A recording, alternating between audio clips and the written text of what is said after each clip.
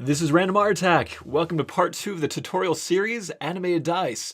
In this tutorial, what we're going to be doing is taking everything that we made in the last tutorial and bringing it inside of Unity and creating the effect that you see on screen right there, where we're going to be able to roll dice, and it's going to highlight the side that's facing up. We're also going to get access to the number that we roll, so via script, we can reference that number. This is useful if you're trying to roll a lot of dice and sum up the different parts. And so without further ado, let's jump into Blender and get started. We're now inside Blender, and what we want to do is we want to take the scene that we left off. It's all scattered out like this because we had to texture them. And we want to make them individual things centered at 0, 0. So the first thing you want to do is get this cursor here centered. So hit Shift S, cursor to center, and there you go. And then we want to make this origin there. So select this, Shift Control Alt C, and then origin to 3D cursor, just like that. Now we want to separate each of these out, so tab into that. And with the circle selection tool, C, you can go in and just select each of these different things. What we're going to be doing is after we've separated this, so I C select and then hit P, separate this, I'm going to be moving these all with, again, Shift, Control, Alt, C, and then putting the geometry to the 3D cursor, or to the origin, so geometry to origin. Again, that was Shift, Control, Alt, C. In Blender 2.8, it's something else. I'm also going to move these to different layers with M to move. Select this one, go ahead and hit Shift, Control, Alt, C, geometry to origin, rename this 6-sided die or whatever you want to call it, and we're going to do this for every single dice, every single die. As fun as it is to watch me do the same thing over and over again, it's not, so I've sped this up to 5 times speed. I'm just putting everything in the origin, changing the name, and then putting them on different layers. Now with that done, I can select all the different layers by holding Shift and selecting those. In Blender 2.8, it's going to be different. It doesn't look like much because they're overlapping, but this is what I want to export. When I bring this inside of Unity, what I can then do is separate each of these different models out into different prefabs. Now in order to export this, you want everything selected, so get all the different layers, hit A to select everything, and then go up to File, Export, .fbx, and then select Selected Objects, and Experimental. You can name it whatever you want, and that'll work. Now inside of Unity, after you import that file, you'll see this.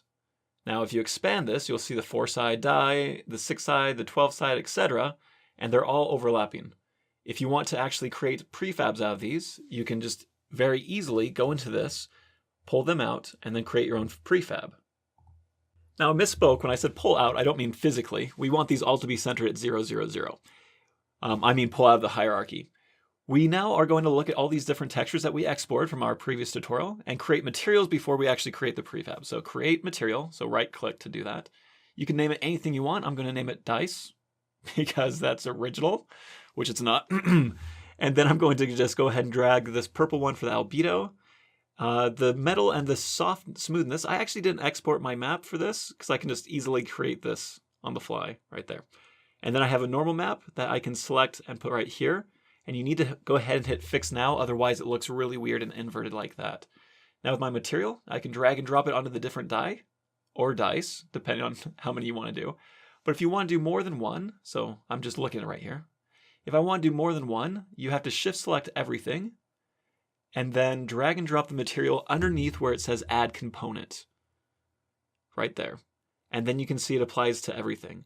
I also want to put a rigid body on all of these because I'm going to be rolling these. So add component, rigid body, and there we go. We now also want to add a mesh collider. So collider mesh right there. And it's put it onto all of these. We also need to make sure that they're all convex right here. So I could have done that with all of them selected, but I'm just going to go through individually. Now with all that, we're ready to create the prefab. So I'm just creating a folder to put those prefabs in. And then I'm going to drag and drop my 4-side low into this. So let's open that first. As I drag this in, you'll get an error because it's a nested prefab. So you need to right click and select Unpack Prefab Completely. That will give us access to basically make prefabs. Now I can just drag and drop each of these in. By way of making this tutorial shorter and not just repetitive, I'm only going to look at the interesting dice, namely the 4-side because it has different types of faces, and the 8-side die. Everything else that we do is going to be the same. So if we could do that, we're going to be good. And here we have our 4-side and our 8-side die. What we're going to do is we're going to be creating new geometry that matches the faces. So for the 4-side die, I almost said triangle, it's a little bit harder, but for the 8-side die, it's very simple. I just need a face here, a face here, a face here. I'm going to add different materials here, and then we can activate those different faces based on code. So let's go ahead and jump into Blender. Now we have our 8-side die here, and we want to make sure that each of the faces are separated, so you can do Control E, edge split. They already should be split from the last tutorial, but if not, there you go. And now we should have faces that can be pulled apart like this. If I go ahead and select everything and hit Alt-S, we want this just slightly bigger than the actual geometry. So if you do Alt-S and then the size 0.005, it'll give it almost perfectly, so there's a little bit of space in between all these, and it'll fit snugly over top of this.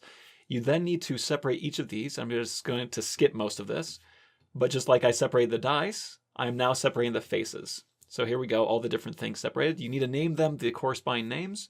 File, with everything selected, Export, FBX, and then selected objects and experimental, name it whatever you want. Let's go ahead and go inside of Unity now. I have all the different shapes, so here's my 8-side one. If I expand this, you can see each of the different faces is geometry unto itself, so it's not a complete mesh. If I drag and drop this on top of the 8-side die, you can see that it's covering each of the different faces.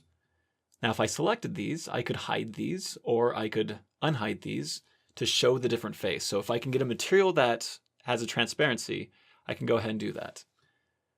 Now, the difficult one isn't the 8-side die. The 8-side die is pretty straightforward.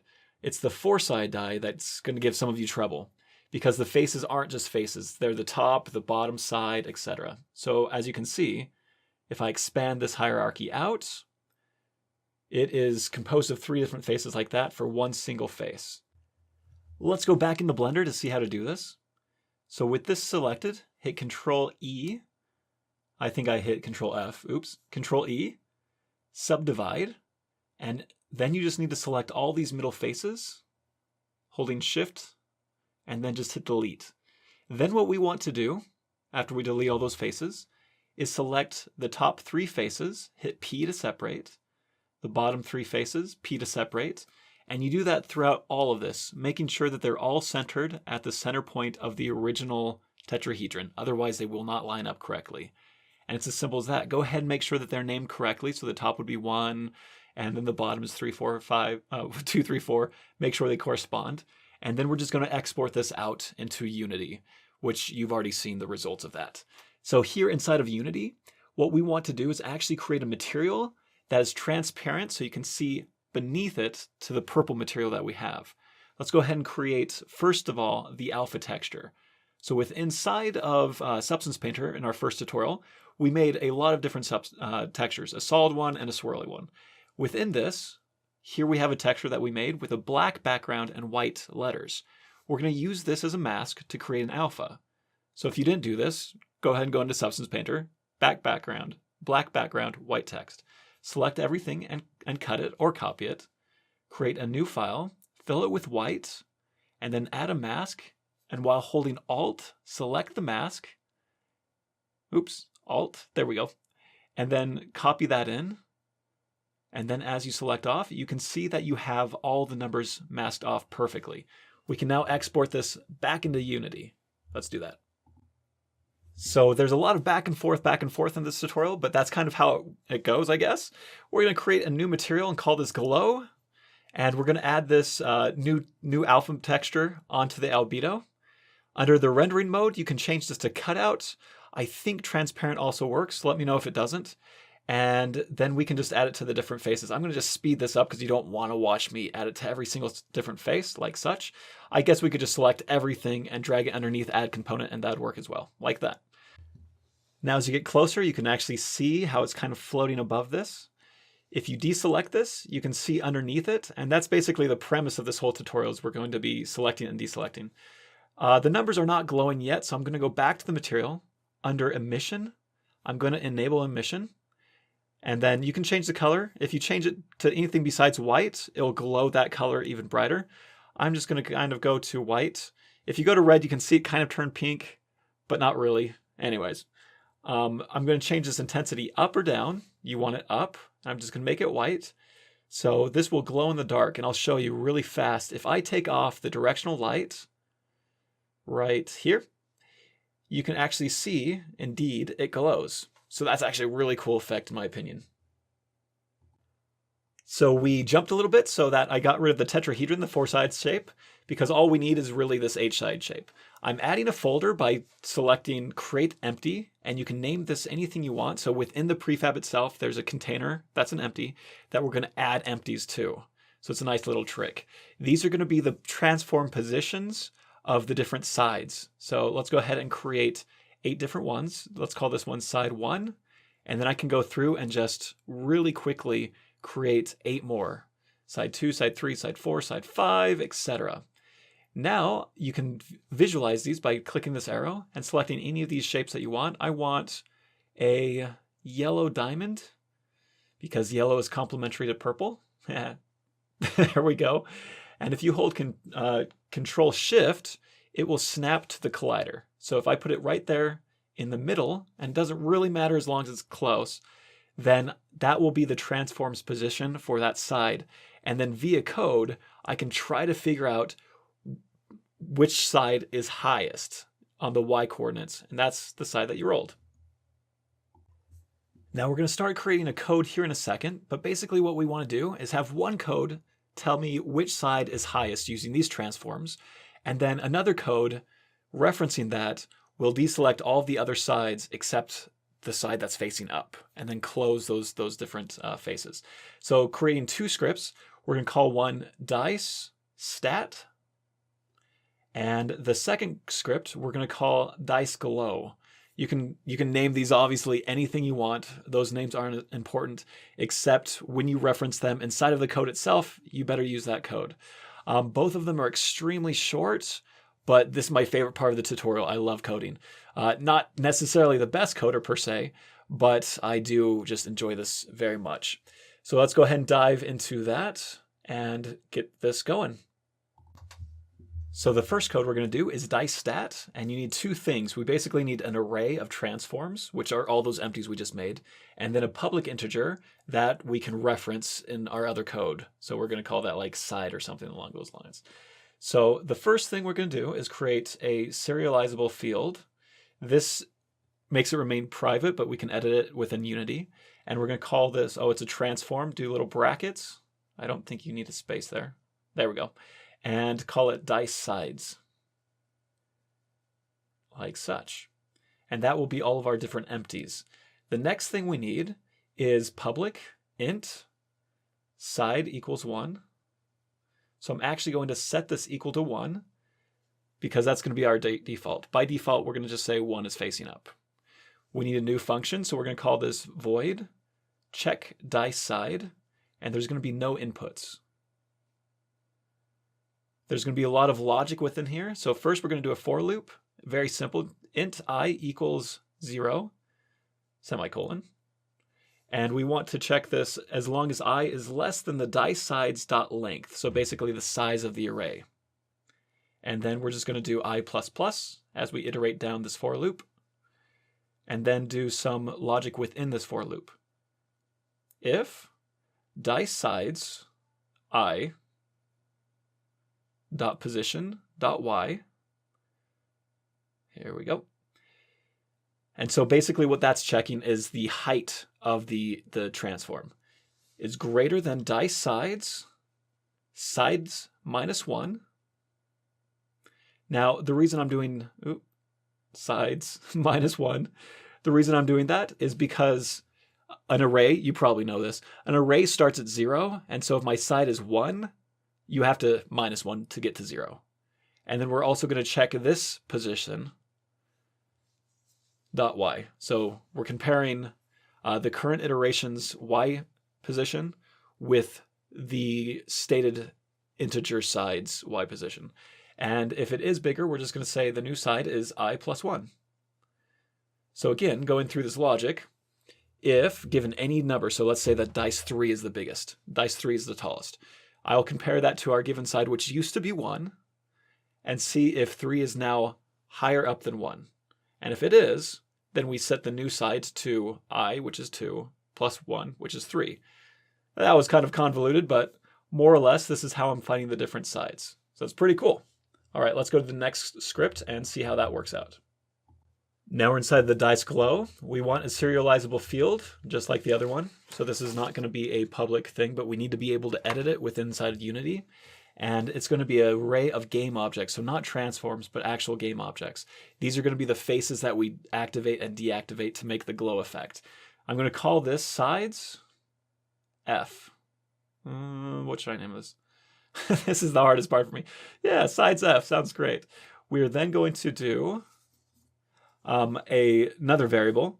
This is going to be Dicestat, and I'm just going to call this, I don't know, Dicestat. There we go. That's a little confusing. So basically, I have a stat that's referring to the stat in the prefab. So to find this, I have to go Dicestat equals game object dot get component Dicestats, and then you end it off with 2 parentheses and a semicolon, and that will basically locate the Dicestat code within the prefab. So I can refer to this sides and get all the different information that I need from there. I need a new function, so let's call this highlight sides. I'm going to try and stick with notation or syntax, so capitalize highlight, capitalize sides, there we go. And really simply, we're going to do a for loop that goes through all of this. So for int I equals 0, as I is less than the length of the array of the game objects. I'm going to iterate on that, so I++. What we're going to do is go through and just turn off all of those faces that we have, all that geometry. So sides I, sides Fi, excuse me, set active to false, like such. And then we want to set, so it's always going to go through and set all of those faces to deactivate, except the side facing up. So I'm going to reference this with sides, Dicestat.side, so this is referring back to the variable in the other code, -1, and then we're going to set that one active true. Now, this one will interact with the other code. Oh, and you need to make sure to put this in the update, which I think I forgot to do here. Yep, I always forget that. So check dice sides in the update. So every time Unity updates, it'll check this. And let's look through, make sure that all of our code is good. Try and compile that. And you can't compile something that has a semicolon inside. Okay. I guess you get what you pay for, right? That's what you get. Let's go back into Unity. And let's go ahead and add the code, both of these. You can drag and drop, or you can do it by hitting add component and typing it in. So let's go ahead and, add the dice glow and the Dicestat. It doesn't matter the order you do it in. So I'm going to do the glow first. It doesn't matter. Here, under the Dicestat and the dice glow, you'll see that we have arrays with size 0. We want to change this to 8. And on the Dicestat, this is going to be the transforms. So it was all the different empties that we added. So I'll speed through that, and I'm just assigning them. They need to go in the correct order, 1, 2, 3, 4, 5, 6, 7, 8, etc. This is the actual geometry, the sides of with the materials that glow. Add those in. And now the moment of truth. Does it work? Oh, it does work. Look at that. So I'm going to go ahead and turn off gravity so that we can kind of play around with this. You can see that it was displaying 1, but that wasn't very impressive because that was the default variable. Let's go ahead and try and turn this, and you should see how it, did you see how it highlights? Because 8, the empty, that yellow thing is higher than the 1. Now if I go back here and look at the code, let's find it right here. You can see that the side is 8. Let's move it some more. 1, 2, the side is 2. Move it some more, 3. And we have code that works. Yeah! That makes me so happy. It's always kind of scary when you hit play, right? All the debugging. And so that's pretty much it for the tutorial. Well, that was a delight to make. I hope that you guys enjoyed it. Thumbs up if you did. Subscribe, do all that good stuff. Also follow me on Twitter and Patreon. There's going to be some of these files hosted for free, such as the swirl pattern and all that other jazz. Also, some cool things, if you're sick of watching tutorials because it takes a lot of brain power, consider watching some of my video game reviews. They're really fun, and I also talk about game design and the different aspects of that. There's a really good one called Under Hero. Go check that out. See you later. Bye.